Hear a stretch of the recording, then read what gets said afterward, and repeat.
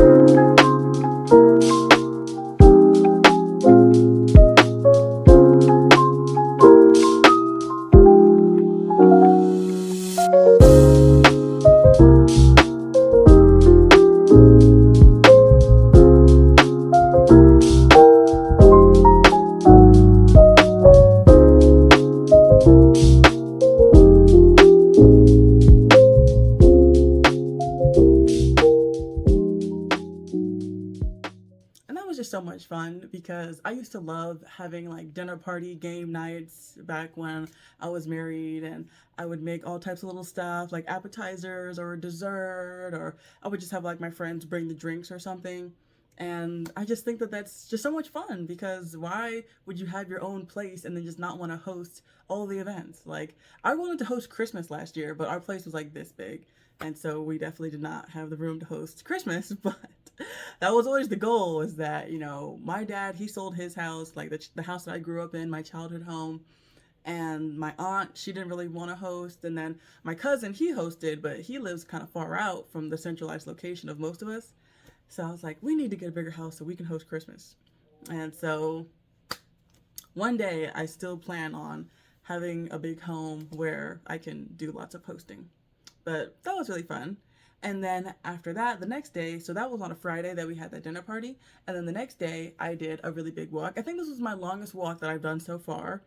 It was about 2.5 hours, and I did it straight through. So like I've walked, over the course of the whole day, 2.5 hours, but to do it in one go, it was different. I was really, really thirsty, and I normally don't bring my water with me because I don't like to have to lug around my big Stanley because it's heavy when it's full, it's 40 ounces. But that time, thankfully, I was wise enough to know that, okay, I'm planning this big walk, and so I should bring my water. And I literally ran out of water on the way back, but thankfully, the path that I took, I went to this park that is right by the house called Nichols Park. Well, I say right by the house. It's like a 5-minute drive, but it's a 40-minute walk. Okay. And so, on the way back from Nichols Park is the house of one of the people that attend my mom's husband's church. And he's been telling us the whole time we've been here, like, oh, come by and swim. The house is always open, doors open, just come by anytime. Like, oh, don't worry about it. Just, whenever you want, don't even have to tell me, just come by and swim.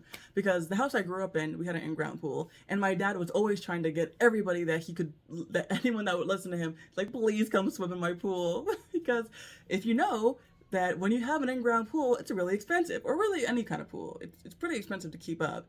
And so when you put the money into it, to keep it up, you want people to use it. So you're always trying to get people to come and use your pool. And so this guy was the same way. And so because he had been telling us that, like, oh, we could come by anytime, I went and I stopped by his house when I ran out of water on my walk, and he wasn't even there. But thankfully his door was open. So I walked in his house and I got some water from his fridge.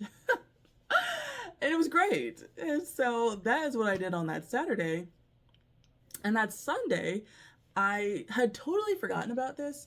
So I don't know if I've said this, but I'm in this little bitty town called Henrietta in Oklahoma. People who live in Tulsa have probably never even heard of Henrietta because it's so small and not very much goes on here. But Oklahoma City is about 90 minutes away from here, which is, of course, everybody knows about Oklahoma City.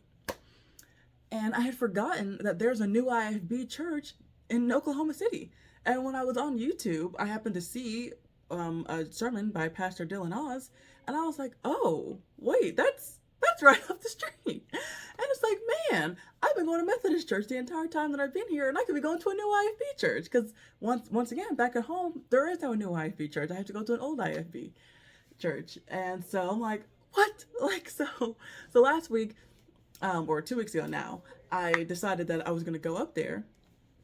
And the first time I went, I actually missed the right time. I got there. I went on Sunday evening, and I got there at 7 because I misread the website, and it said that those Wednesday evening service is at 7, but the Sunday evening service is at 4:30.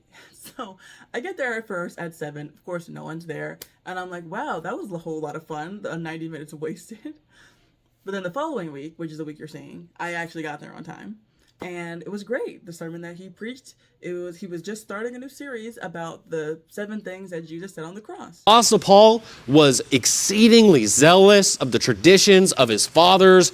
He was persecuting the church of God. He was delivering people up to be killed. He was going into houses. He was really persecuting Christians. And we might look at someone today like the Apostle Paul. If someone was going around in America trying to get Christians killed and trying to round them up and have them persecuted, we might think like automatically this person is a reprobate. We'd be angry, of course, with that. We would be very grieved with something like that.